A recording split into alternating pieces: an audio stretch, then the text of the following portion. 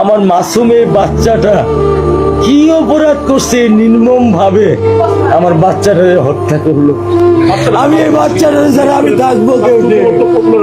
এই 8 বছরের মাসুম একটা বাচ্চা কি অপরাধ? আমি এই কলজাটা ছাড়া আমি থাকবো কেমনি?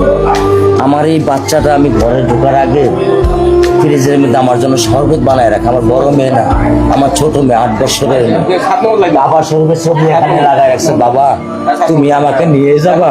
আমি বলছি, আল্লাহ বাবা তুমি আল্লাহর কাছে যাও, আমার তো নেওয়ার দিয়ে যাওয়ার ক্ষমতা নাই। আমার মেয়ে আল্লাহর কাছে চলে গেছে, আমার মেয়ে আল্লাহর কাছে চলে গেছে।